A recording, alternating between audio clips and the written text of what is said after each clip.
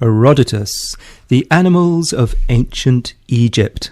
Hello, this is Bertie, and in a moment I'm going to be telling you all about the fascinating animals of ancient Egypt as reported on by Herodotus 2,500 years ago.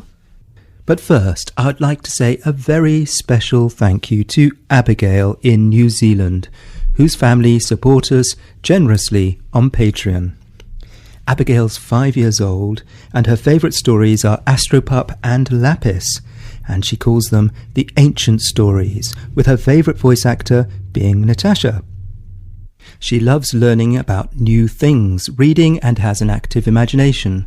So I very much hope, Abigail, that you will enjoy hearing about the animals of ancient Egypt. In ancient times, crocodiles were common in Egypt. These days, Egypt does not have many crocodiles, as they can't swim past the great concrete Aswan Dam that now blocks the River Nile. But Herodotus saw these fierce reptiles snoozing with their mouths open on the banks of the Nile, and he noted that small birds sometimes hopped inside the crocs' mouths and picked up bits of food from between their teeth. This type of bird is called the Egyptian plover, and it still cleans crocodiles' teeth for them. Herodotus describes how the crocodile grows into an enormous animal after hatching out of a tiny egg. He says it has eyes like a pig's, and its huge teeth stick out of its mouth. Well, he gets some of his facts almost but not quite correct.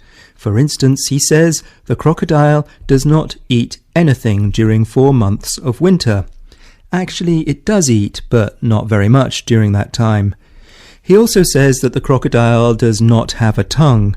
In fact, it does have one, but it's rather small. He tells us that some Egyptians held crocodiles to be sacred, which means they worshipped them like gods. Those who celebrated crocodiles brought them up at home, presumably in something like a bathtub. They decorated their pet crocs with earrings and bracelets for their feet.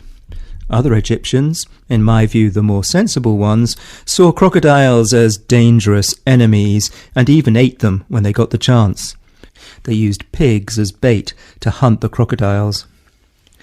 Some Egyptians also thought that hippopotamuses were sacred. Herodotus probably did not see these creatures for himself.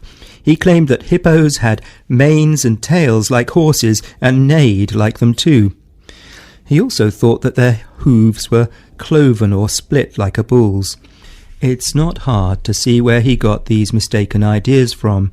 The word hippopotamus comes from 2 Greek words, hippos meaning horse and potamus meaning river, so hippopotamus means river horse. He also told us that otters lived in the Nile in those days, and in fact ancient Egyptians made statues of otters, standing up as if they were praying. Then he tells us that there's a sacred bird which he's not seen with his own eyes, but only in paintings. The feathers of this remarkable bird were red and speckled with gold. It was shaped something like an eagle. This was called the phoenix. The phoenix lived most of the time in Arabia and was a very rare visitor to Egypt.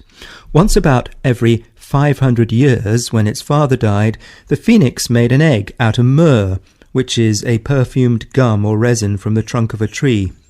He hollowed out the egg and put his father inside it, before carrying him to the Temple of the Sun in Heliopolis in Egypt, where it buried him.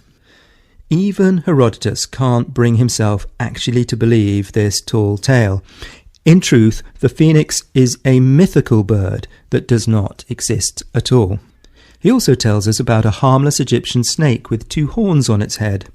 These snakes were sacred to the Egyptians, and when they died they were buried in the temple of Zeus, whose Egyptian name was Ra or Atum, the sun god. He also tells us about tiny snakes which flew every spring from Arabia to Egypt. He is surely thinking about locusts, which are like grasshoppers. They are described in the Bible as coming to plague the Egyptians. According to Herodotus, a sacred type of bird called the ibis defends Egypt from the flying snakes. He describes the ibis as having the legs of a crane and a long hooked beak. The Egyptians particularly revered the ibis because it fought off the flying snakes. Well, those are some of the wild animals and birds that ancient Egyptians considered to be sacred. But the most sacred animal of all for ancient Egyptians was the cow or bull, and next time I will be telling you how the ancient Egyptians worshipped them. But for now, this is Bertie sending our best wishes to all Storynories listeners and their families, and especially on this occasion to Abigail in New Zealand. For now, from me, Bertie, goodbye.